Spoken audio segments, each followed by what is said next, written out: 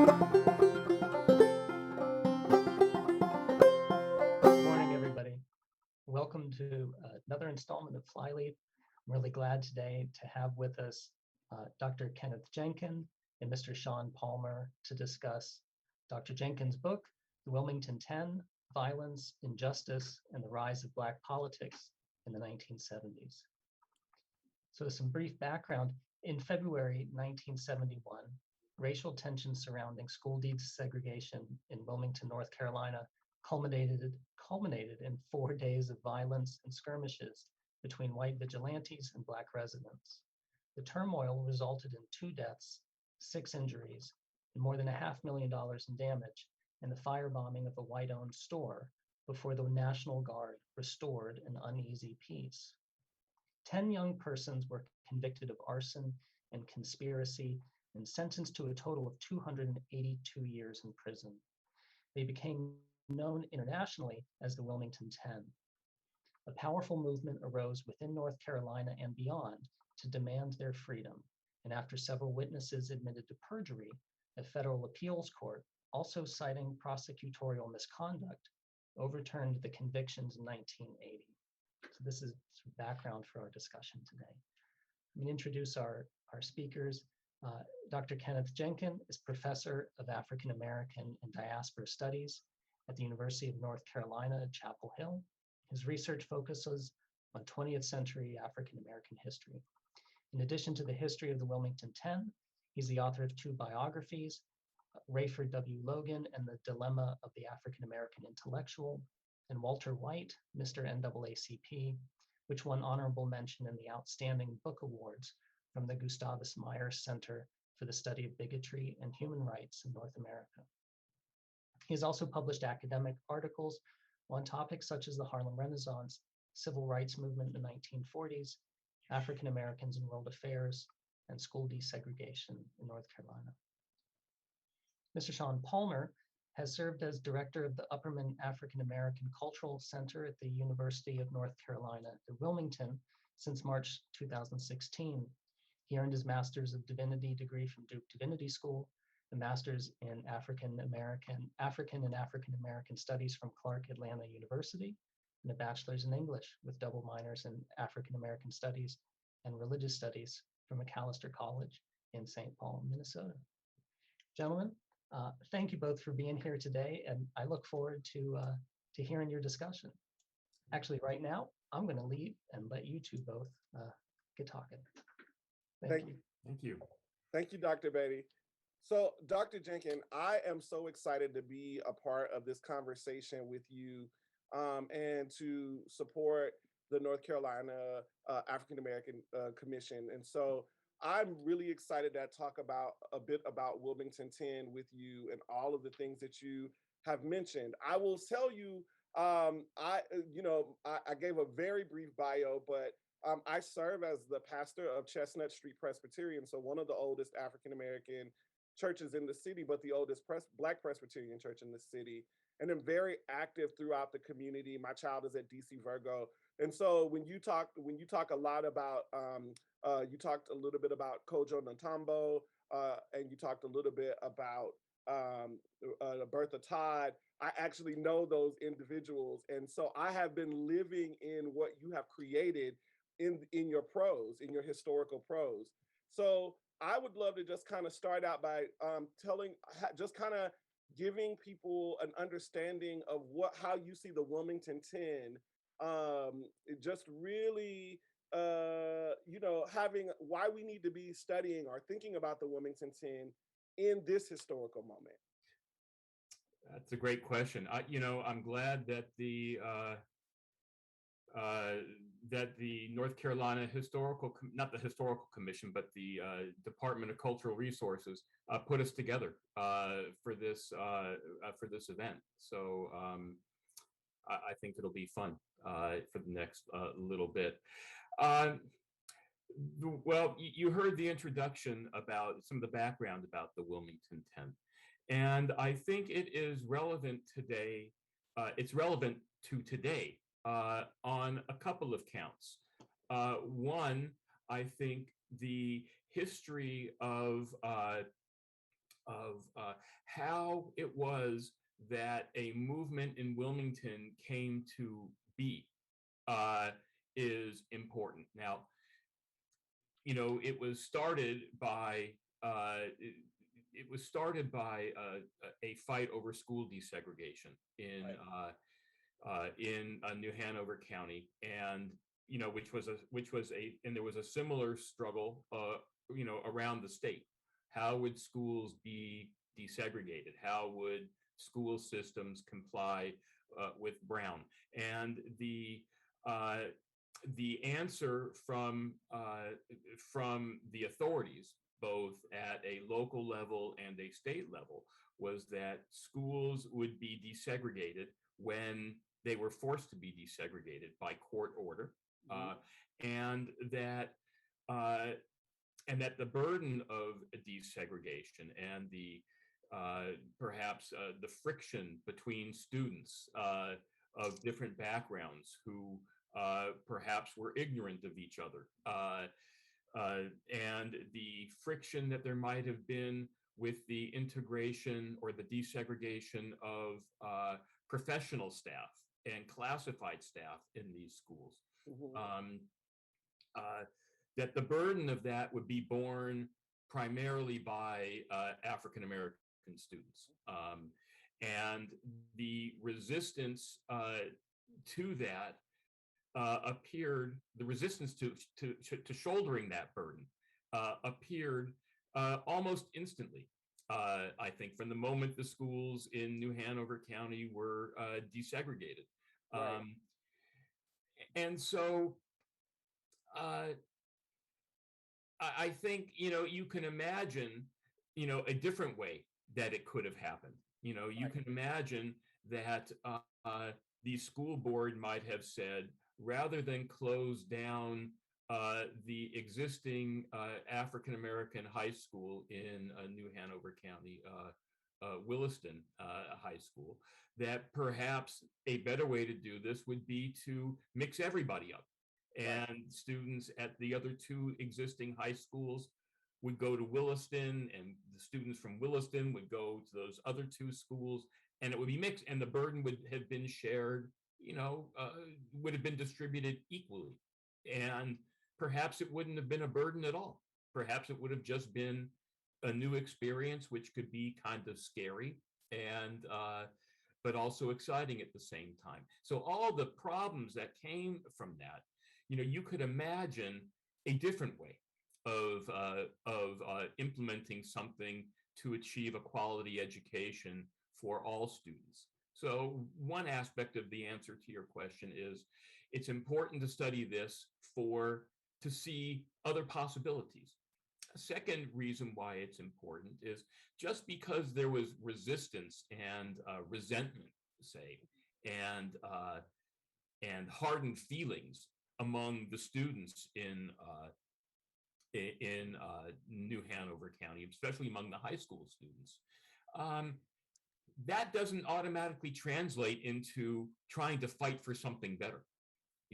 When I was in high school in the 70s in Los Angeles, the schools desegregated, and I just remember, fights in the hallways. That's what I mean, fights in the hallways and pushing and shoving in the gym locker room and, all that stuff. It didn't mean that anything political would come out of this, that any sort of organized change would emerge. Excuse me.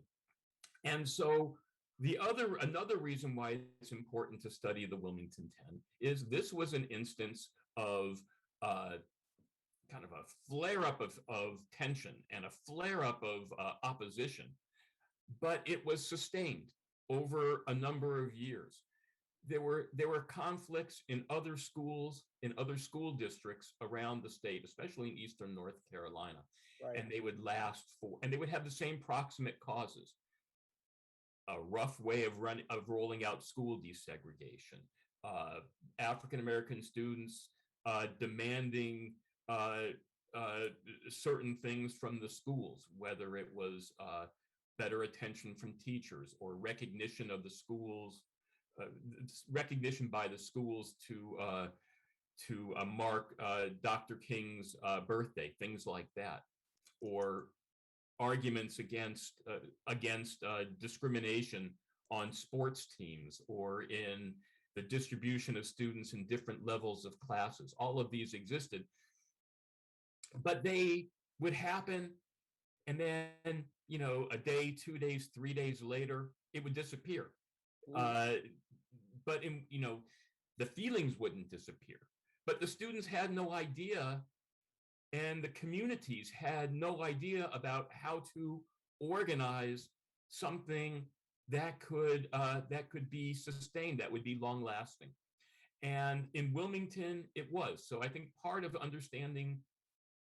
the reason to study the Wilmington 10 is to look at how it was that those things were organized. Sure. What went into it.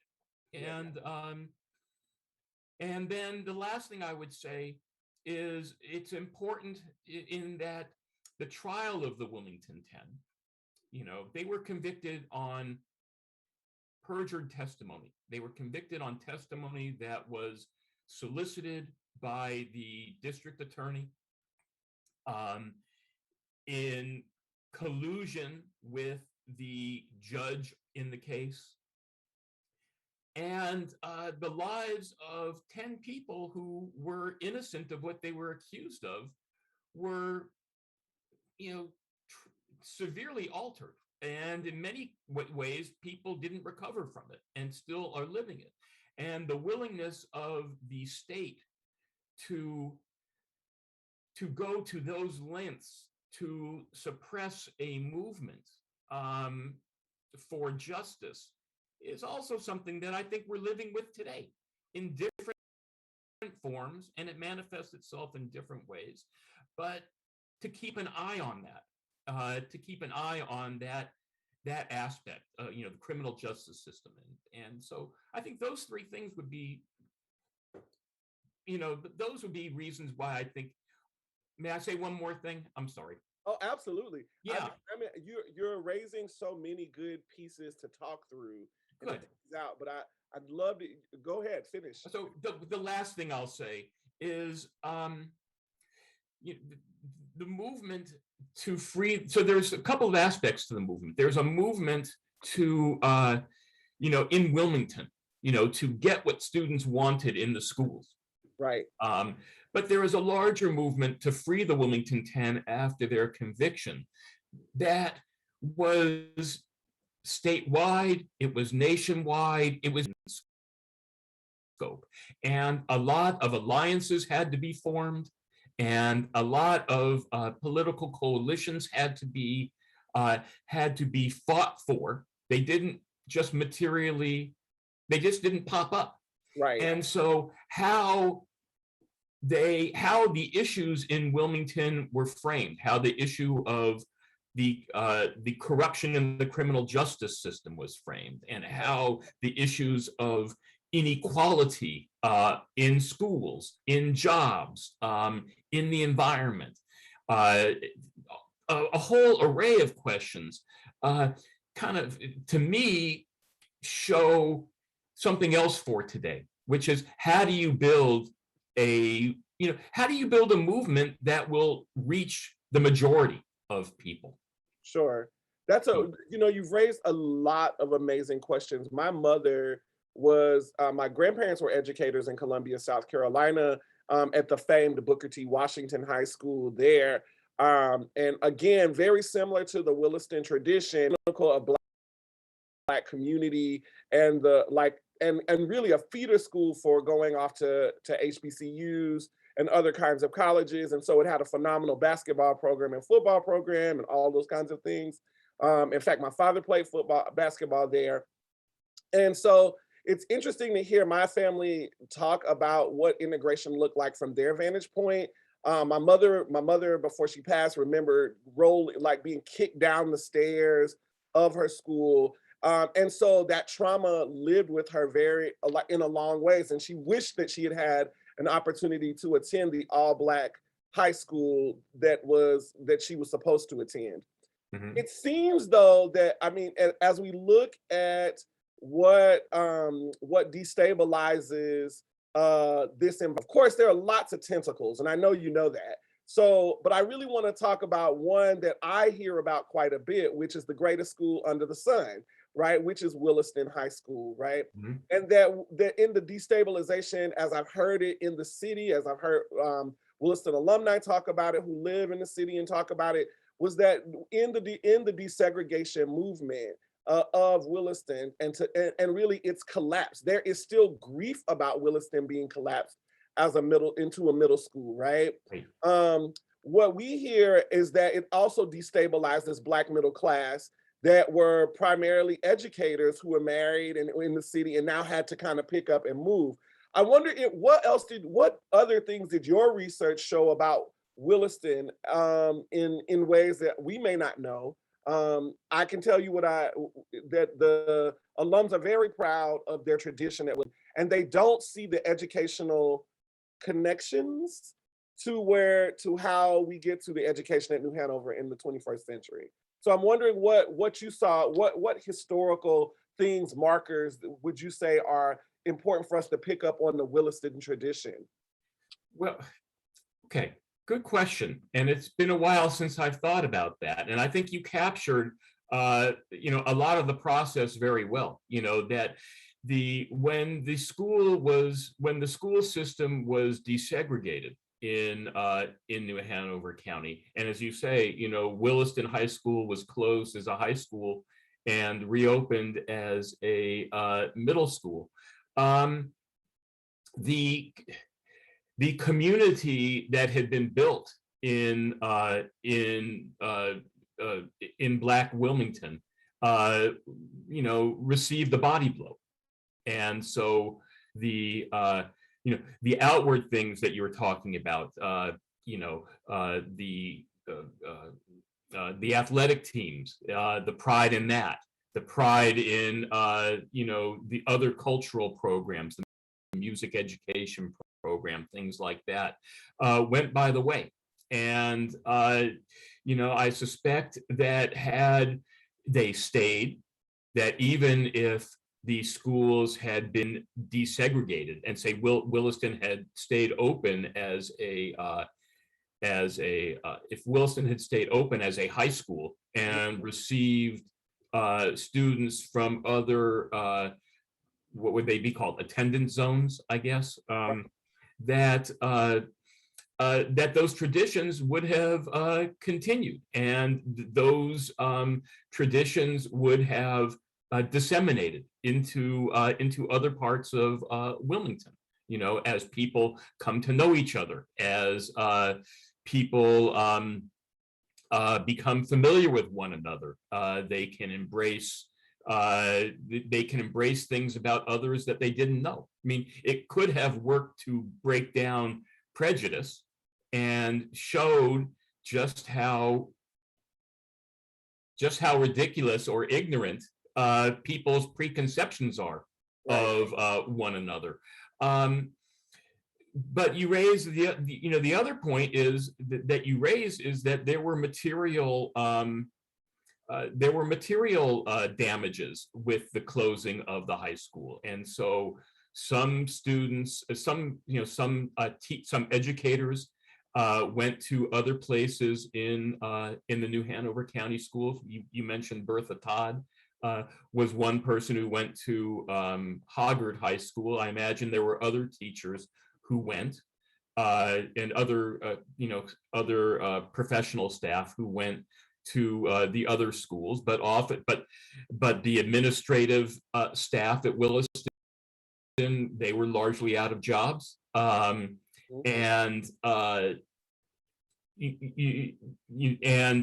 that had an effect on their standard of living, as you mentioned. If they couldn't get a job in the New Hanover County schools and had to pick up and go elsewhere, well, that's another problem. And so those types of dislocations and disruptions are real and are felt in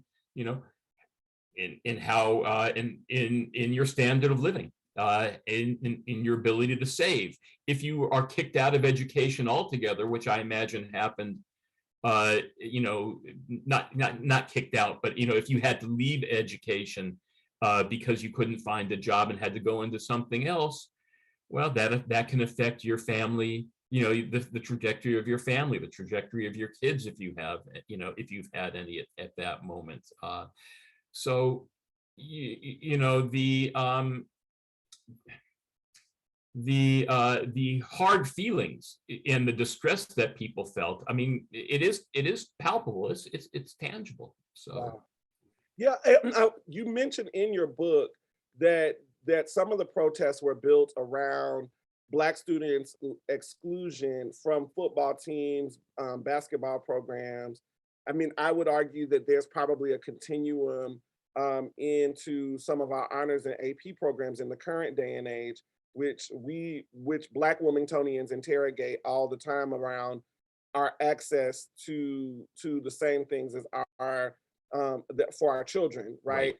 Were any of the discussants that you interviewed, did they talk about the stakes of those things, like that ultimately not being able to play football meant that they might not get a scholarship, or did they see it as just like this is just a part of the racist milieu that Wilmington was? I'm interested. Well, that's a good question too. Well, Connie Tyndall was was one of the Wilmington Ten who from what people told me, would have had a promising career as a professional football player. So, you know, let alone college.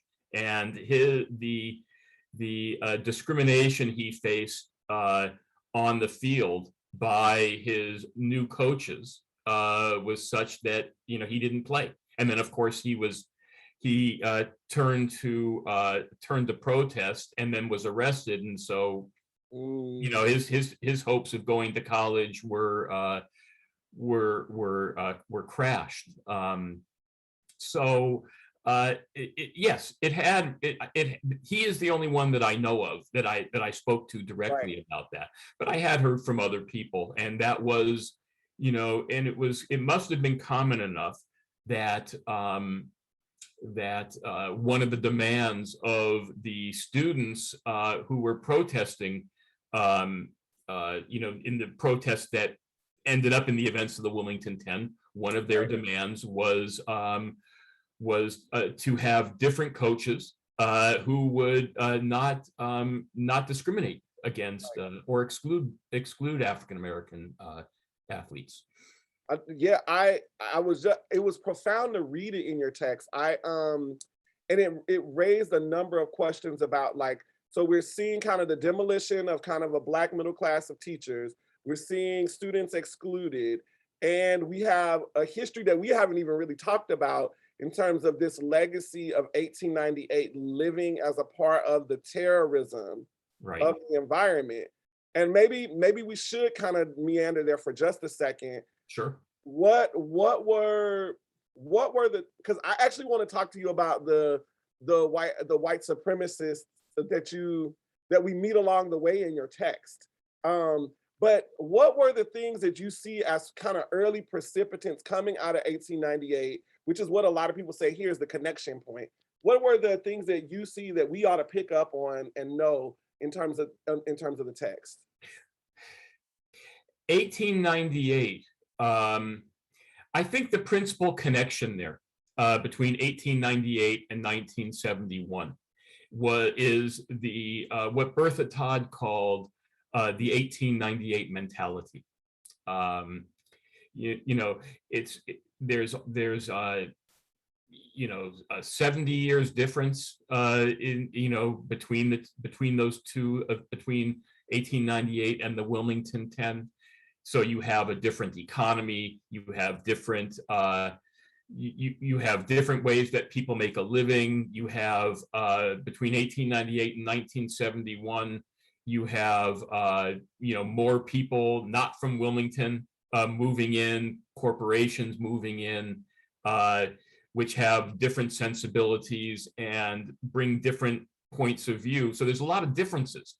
But what is constant, I think, is what Bertha Todd had called the 1898 mentality. And that was the crushing of the populist movement in Wilmington and the overthrow of the Wilmington city government by white supremacists. And then the subsequent massacre of Black Wilmingtonians, and then also the exile of them, the forced departure, the exodus of African Americans from Wilmington for places like New York and other parts north, created what Bertha Todd called the 1898 mentality, which was keep your head down, don't make waves, mind yourself, take care of yourself, take care of your family, try and get ahead, don't rock the boat. And because of, that was the lesson that the white supremacy government wanted to impart, right? And don't get involved in politics, don't get involved in trying to change things. That carried over, for decades, and it lived in the memory of adults. And by 1971, there is a civil rights movement that had restarted. There was, and that started also in Wilmington, not just in the country, but in Wilmington. And a younger generation was not going to keep its head down anymore. It was not going to not make waves. It was going to demand what was rightfully theirs. And then the other part of that that legacy was that, well, who are they going to turn to? Who are they going to find out lessons from the past? It was going to be very difficult because most of the adults had learned to keep their heads down, had learned not to be forthright. And so it was very difficult for those high school students to find some leadership, and that leadership had to come from outside. You mentioned, I love that you talk about this because, again, living here, being a part of the university system, working in Upperman, and leading Upperman, we are on the 60th anniversary of our Black Student Union, and our Black students coming to UNCW. So in 1961, Hubert A. Eaton, who you mentioned in the text, is credited with having to desegregate the college, the university at the time. And we know that he was a part of many desegregation acts. I also am a member of his fraternity, right? So his legacy looms large in our fraternity. Also, one of the local elementary schools is named in his honor. So for me, it was difficult to hear or read him as an antagonist to these students in 1971, when we know that that he was responsible for bringing Marshall Collins and Ernest Fullwood to Wilmington, what was then Wilmington College, in a handshake agreement with the chancellor or the president of the college at the time. So you also mentioned another thing that you mentioned early on in the book was that the students in Wilmington Ten that were organizing at the time turned to two other churches that were Black, that seemingly, I imagine, were also kind of major churches, so Black-led churches by Black pastors who may have been, I'm assuming, mainline tradition. You didn't name them, so I'm interested in what you read or what you saw as the tension between the classes. I agree. I think that, and I do think when you mentioned Bertha Todd's assessment that 1898 had created a kind of trauma, I think that there's resonance there. But I'm interested in how you read these kind of like 10-year prior civil rights leaders who were really pushing, but now had backed off. Okay. Oh, good. Hubert Eaton was a complicated character, I think. he was forthright in his determination to desegregate Wilmington schools, and I think to desegregate segregated places in Wilmington. He was very clear that that there should be no color bar in public accommodations, in public goods like schools or hospitals, like that. But the sense I got from the people who were active in the Wilmington Ten and their parents. So I'm thinking of I had a conversation with Wayne Moore and his mother, Dolores Moore. And I mean, I talked with them separately, not together. And both of them said that Eaton was standoffish. He was concerned about desegregation, but he was not terribly concerned with the plight or the fate of people in a lower class. Interesting. Yes, and for him, what they had said was that that I think another way to look at desegregation, that's the criticism of segregation from some people in the middle class, I won't say everyone, is that segregation denies me as a middle class person the same rights and access to resources as other middle class people. Right. I'm fine with drawing a line between the classes. I'm fine, white middle class folks, they don't want to associate with the riffraff, and I will use the air quotes. I don't want to associate with them. Well, we don't want to associate with them either. And so getting rid of segregation would eliminate those barriers. It would eliminate the barriers to moving horizontally, say, and also to some degree moving up, but it would still preserve, it still could preserve those distinctions.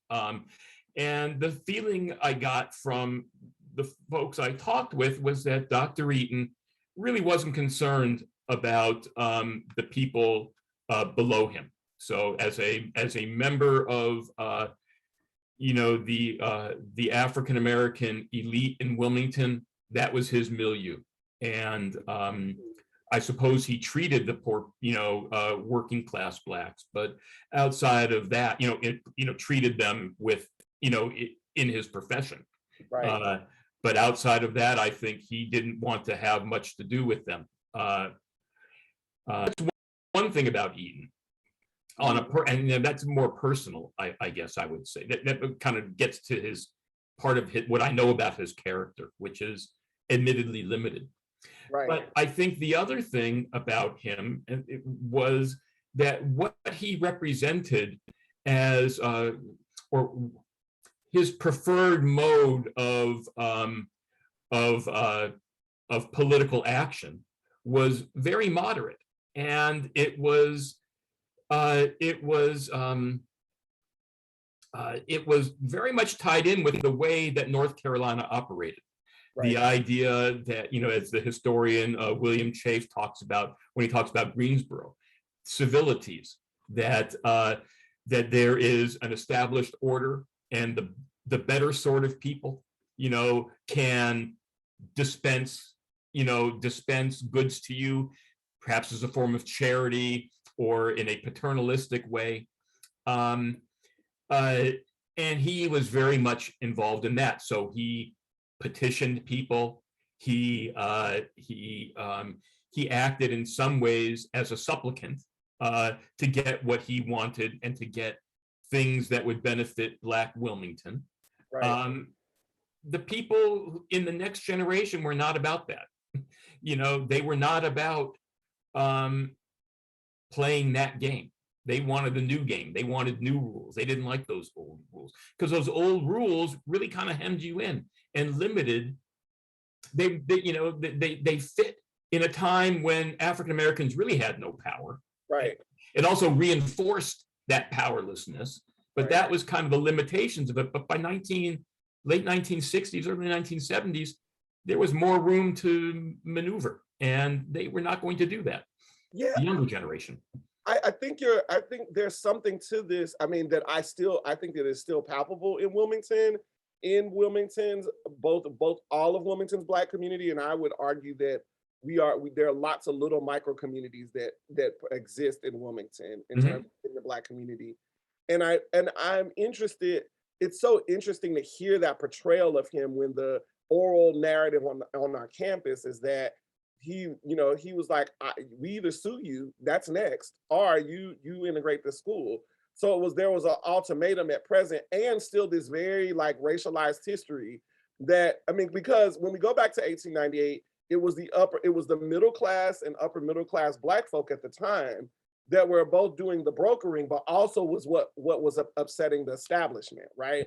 This kind of white supremacist establishment was not like working poor. These were educated Black folk or Black folk who had businesses and own things. So it was a business class. So it's interesting to see the business class as kind of a barrier that we might in the 21st century call a respectability politic. And I love thinking about how this affects like how we are able to move beyond kind of class politics and talk about kind of solidarity. And I think you hit that on the head.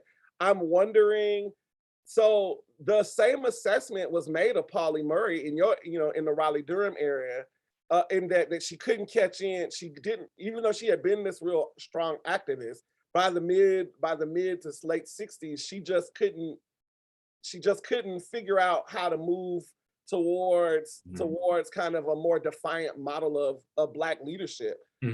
Are in your readings of all of the Black folk that you have looked at, is this consistent? Well, yeah. And I think for the 1960s and 1970s,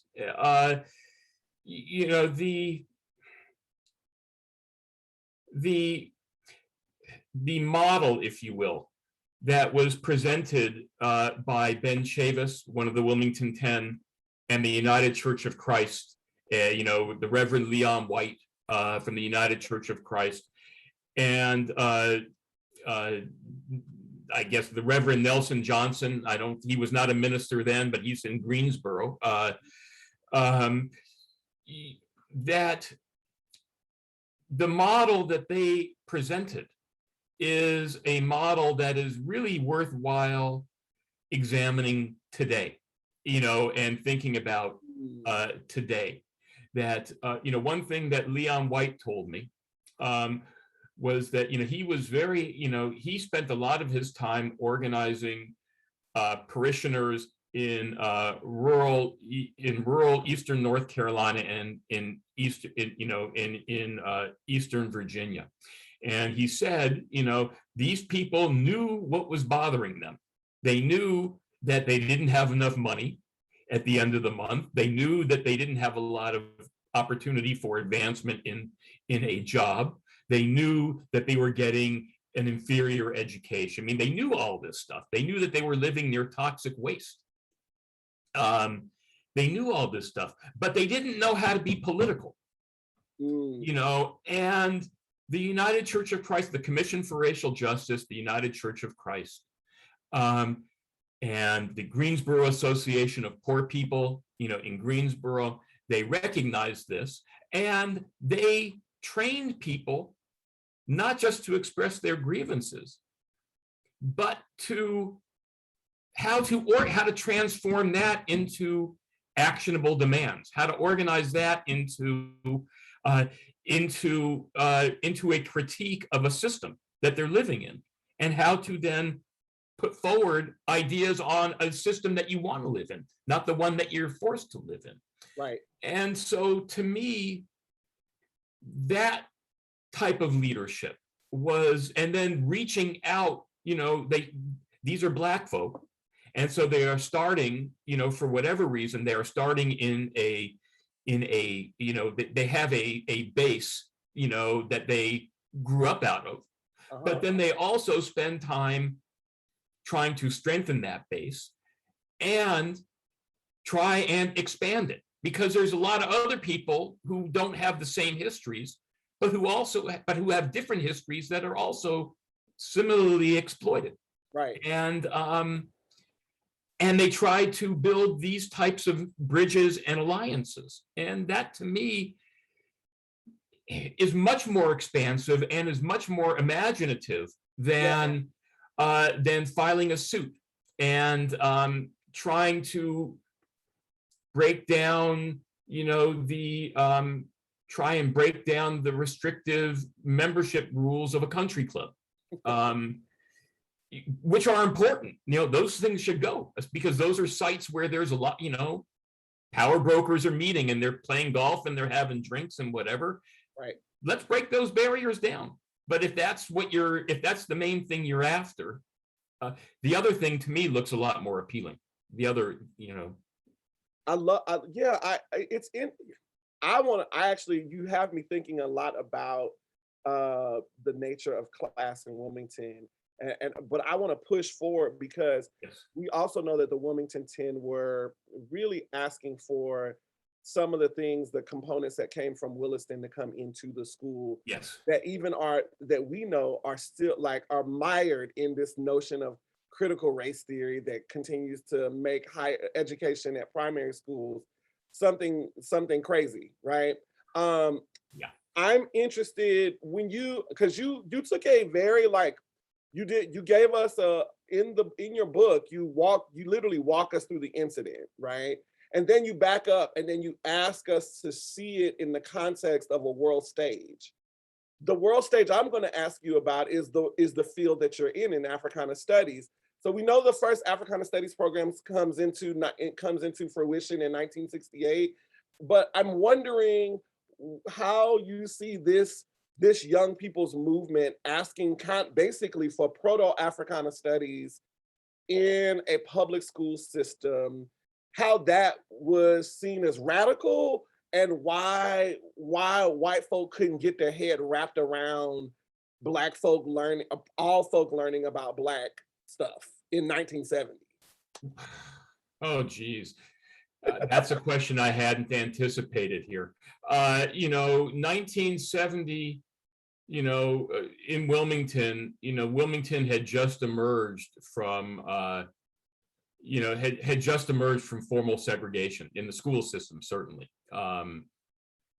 And I think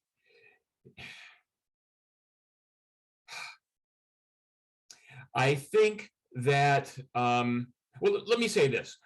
My guess is that the students would have been willing, the students take, they're high school students. Right. They're going to take their lead from their elders. And, the elders were steeped in old ways of thinking. And not just that, you have, the leadership of white Wilmington, or, which had a stake in the old segregated school system. And they weren't going to give it up. They weren't going to give it up without a fight. Honestly, I don't understand. I mean, that's a good question, and I don't have a really good answer for you. It's okay. I mean, I think, but it's raised in your, when you wrote the section, you were like, well, these students wanted Africana Studies. Yes. And you write about it quite a bit in your book. Yes.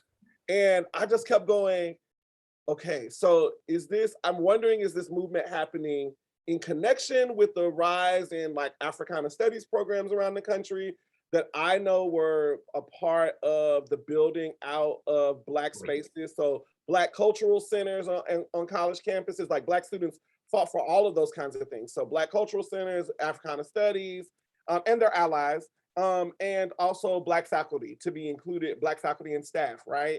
So it is the Black student that leads us into those kinds of spaces. So to see it mirrored in the high school setting was really quite fascinating. I see. But I know I have lots to talk about. So I know, and I know we're running short on time, but I really want to, you also talk a lot about the propaganda, the political media propaganda that comes out of the Star News, which does have its hands in helping to burn down Black Wilmington and Alex Manly's press in 1898. And then you also talk a little bit about the Wilmington Journal, Yes. and its critique of all of these things, and it's like investigative journalism that actually helps to expose things. I'm interested in like what that looked like for you to sit back and look at what you know was the white press basically, and what you know as the Black press, and to see these things kind of in the 21st century. Well, you know, the establishment press, you know, in this case, the Wilmington Star News, you know, newspapers historically have gotten their start as booster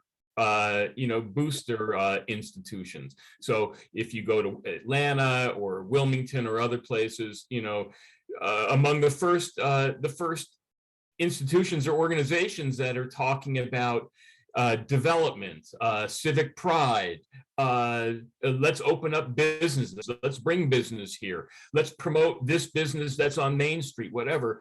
They're newspapers, and they are closely aligned with business interests. And in Wilmington, you know, it's also closely aligned with other elements of the power structure. And, you know, Wilmington was a segregated society, and it was a segregated city, and the public goods were distributed, you know, horribly unequally. They were, you know, so that's how I read, you know, a lot of the reporting, you know, and the reporting is one thing, but then the editorial position of the paper, that's where it really comes out. And, you know, it was incendiary. So to find out what was going on, you know, you also have to turn to other sources, and you know, to find out if, you know, how accurate or inaccurate the Wilmington Star News was. You know, historians, they don't just accept one thing, they, you know, we go to other things. And so I had at my disposal, I had a variety of oral history. I had some of the Black papers nationally, you know, which would report on it. The Baltimore Afro-American reported on it, for example. The Black paper in Charlotte and Durham did the same thing. And then there was a newspaper called The African World, which was it was a monthly sometimes, and sometimes it was bi-weekly, and sometimes it was weekly, depending on the stage of how healthy the organization's finances were. But that, you know, those were journalists who were tuned in to what was going on in the grassroots, and they gave, and I am surprised, you know, compared to other papers of the time, at how partisan and how accurate it was. You know, the paper it reported what happened, but its viewpoint was so much different than the Star News or something else. And so, and then the last source was, you know, records of FBI informants and informants for the state, you know, the State Bureau of Investigation, and you have to filter that out as well. But all those things kind of give a picture of what is occurring in Wilmington. Yeah, it's the beauty of your text, to be fair, is that you give us all three of those things happening at once, right? And I mean, I thought it was really interesting as you were talking. I mean, people would have to have a knowledge of COINTELPRO, but to see you kind of unravel these declassified files and help us make sense of that everything that was being burned down, some of it was white supremacists or folk trying to pin things on Black folk so that they could get rich. And so it was really interesting to see your work there. Talk to me about the nature of the active white supremacists and how you might see them along class lines, affecting the case? Well, the principal white supremacist organization in Wilmington at that time was the Rights of White People, that was established by Leroy Gibson, who was a retired Marine, and I think he was from Brunswick County, from Leland, and they split. The Rights of White People was a breakaway from one of the Klan organizations in Eastern North Carolina, and there were two or three rival Klan organizations, and the Rights of White People broke away from one of them because the Rights of White People was more willing to use force and violence as opposed to simply intimidation. I mean, I'll just, you put on a white sheet, that's intimidation. But you put on a white sheet and go bomb something, that's of a different order. And the Rights of White People was the principal white supremacist organization in that area, in New Hanover County and Brunswick County. Its social base was retired military, retired Marines. But it had a membership in the county sheriff, New Hanover County Sheriffs, and the Wilmington Police Department. I mean, so much that they cooperated extensively. Right. So, were they poor? Were they working class whites? Were they middle class? I imagine that it was all of it.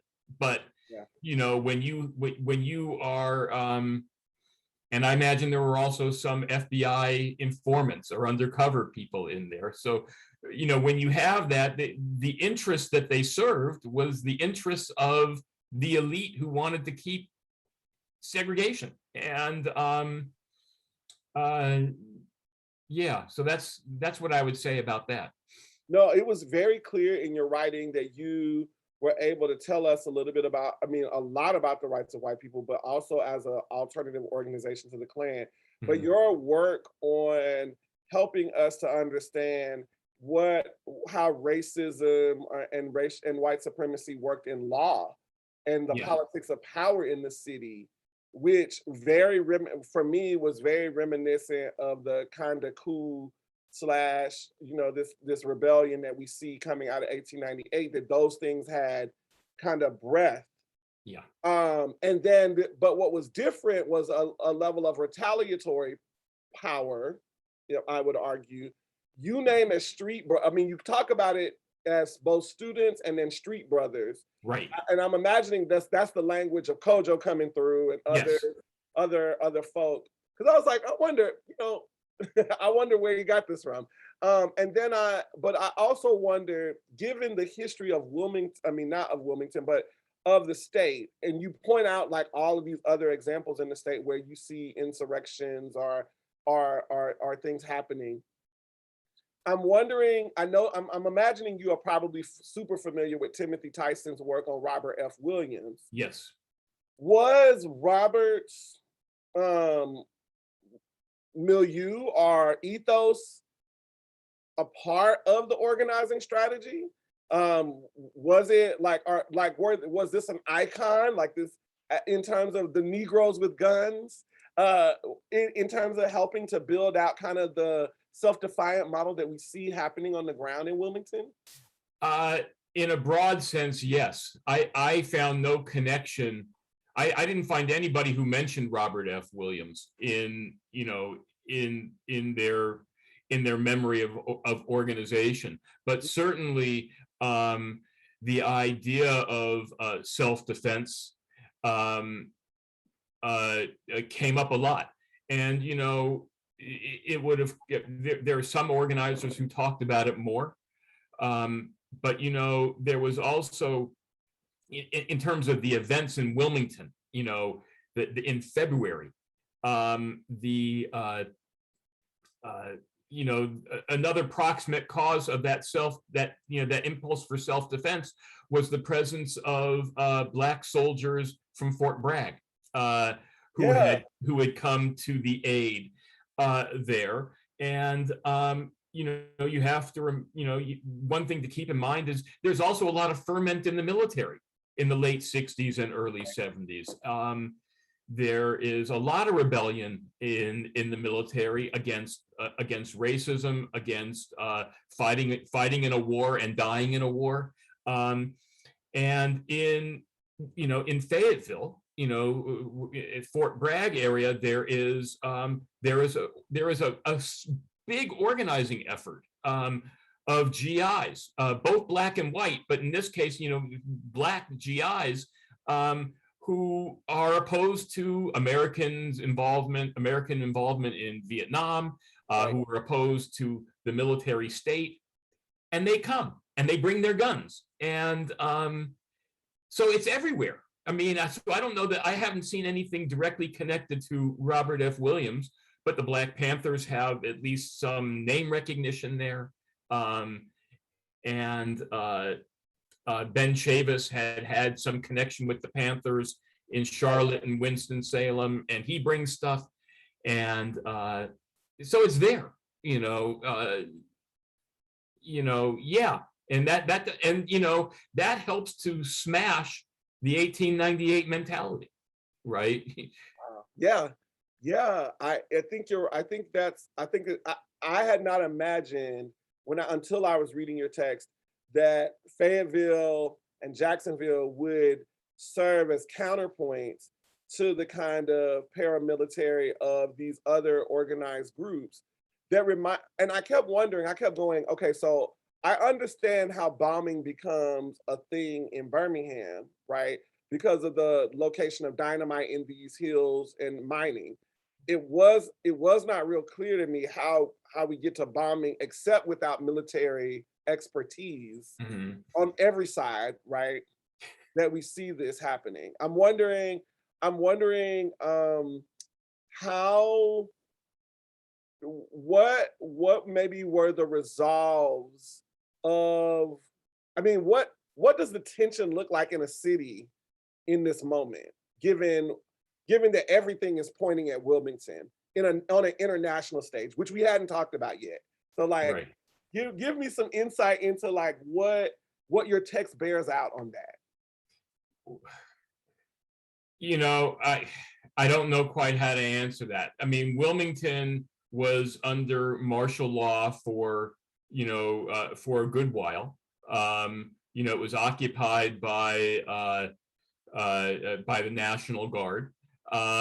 Before that, there were 4 days of bombings and shootings. Most of the bombs were from the rights of white people. And you mentioned, so they had military expertise. I imagine they had access to construction sites to get the explosives. I just imagine, I can't imagine how anybody slept during those 4 days, Yeah. And Evelyn, and the approximation of military and church is just a stark contrast in terms of how these things are working around. We hadn't talked a lot about allyship. Where, in terms of white allies, international allies, the pressure, because I was not born until 76, so I'm reading up on Jimmy. I had to read your text, then go read more on the philosophical tradition of Jimmy Carter, who I grew up with, the oral tradition of, this was a decent white man from a agrarian South, what we might call the plantation South, who was trying to do right, but ultimately got thrown out of power, right? But you paint this political system in such a different way. What are some takeaways around the political system that we ought to make sure that we understand well? Well, I think a movement, in order to succeed today, needs to situate itself not only in its immediate surroundings, but what's going on nationally, and it has to be cognizant of what is going on internationally. The Wilmington Ten was able to succeed because because the organizers were able to take advantage of the conflict between the United States, which was trying to assert its dominance over the world, and by the time Jimmy Carter came in to office, had developed a foreign policy that was allegedly based in human rights, and it was in conflict with the Soviet Union, which made hay out of what happened in Wilmington, and made hay out of what happened to Angela Davis in California, and made hay out of all of the repression that the state visited on the Black Panther Party and other radicals. Right. The Wilmington Ten, the people who organized the campaign to free the Wilmington Ten, were able to utilize that contradiction and gain support internationally. And other countries, the United States is very sensitive, or at that time was very sensitive to what other countries thought about it, and that pressure was very important. I am sure that pressure forced President Carter to reopen the case after the convictions, and I am sure that pressure was on the minds of the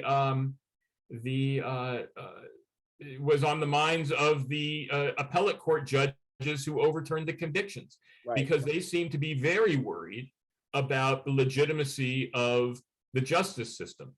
Right. The justice system had been exposed as this corrupt institution trying to put away innocent people in order to make a political point and to suppress a movement. And they were very worried. If you read the opinions and of the justices, they were very worried about that. And if you read the communications among the justices as they were deciding it, they were very worried about the legitimacy of the system. Not much different than the way the Supreme Court today is worried about its legitimacy after the shenanigans that it has done over the last few years. They do this stuff and then they say, wait a second, You probably shouldn't have done that. or no, maybe I don't think they say that necessarily, but they do say, God, that's going to have a bad effect on how we're perceived. And if we're not perceived well, who's going to pay attention to us? I'm sure that was on the minds of those judges who overturned the conviction. That's it's a beautiful way of thinking about so this legacy coming out of the Black Panther Party, basically saying over and over again, this is corrupt. This is a corrupt system. This is a corrupt system over and over again on the international stage, probably beginning, I guess kind of most notably starting with King and Malcolm X. But if you think about Wilmington, Assata Shakur, and if you go way back into the 1700s, David Walker. But again, you raise this really beautiful point about this Black radical tradition raises the point about the legitimacy of the power structures that we have. Yes. I wonder, do you see a continuity in that in the current day and age in terms of how Black Lives Matter activists or other activists are raising the concerns? Or do you think that they have the same zeal, zest, and power at their disposal to raise that concern in this moment? I am not sure. I will say that it seemed to me that what the organizers of the campaign to free the Wilmington Ten were doing was substantial, and it was substantial that when they organized against police brutality and linked that to the Wilmington Ten, or when they organized against non-union workplaces and linked that to the Wilmington Ten, or the what was called the competency tests in education, which is the end of grade tests. and linked that to they linked everything to the Wilmington 10, and they were trying to create a picture for people that the Wilmington 10 was illustrative of all these social wrongs, low pay, bad environment, American support of apartheid, American support of colonialism in Africa, support, prosecuting the Vietnam War. And they tried to show that this was all, or police brutality, or, the criminal justice system. They tried to show that this was all of one piece. And then the international dimension there was just another way to bring pressure to bear. And they had very good lawyers, so that was another dimension to it. They had the whole thing. And so it seemed to me that whatever they did was deliberate. It was done in a deliberate manner. At this point in time, I can't really tell how much of what occurs today is deliberate and how much is performative. These are just some things that are going through my head that, you can reach back and say, today you can reach back and quote Malcolm X, or you could quote Dr. King, or, you could quote Marcus Garvey, whoever, or you can quote James Baldwin, who seems to be, particularly trending as somebody to call on for authority. But if you don't know what our current situation is, if you don't know the times we live in, and what is motivating the power structure, and what is motivating the people who are subordinate to the power structure, then it's just performative, and I haven't been able to figure that out yet. But that is a question. It seemed to me that then that there was a lot of sloganeering, but stuff was deliberate. The evidence that I came across was very carefully planned, and with an idea of the type of results that they wanted, and a type of society that they wanted to live in. Which we know is not the society that we have, right. Particularly in Wilmington. As we know, we've just had shootings at the famed New Hanover High School that you talk about quite a bit. What is your hope? I guess a final question for you. Yes, what is your hope that the book does? And is it already out yet? I know I got it, but it's already out. Yes. So people can go get it. We want you to go get it. But what is your hope that the book does for North Carolinians specifically? I hope that North Carolinians read it and they come away with a deeper appreciation for the politics of the state, that, we in North Carolina, it's faded quickly, but, we have a progressive veneer, and we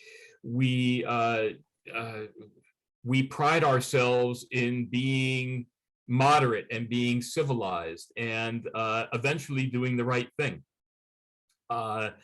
And the history shows something else.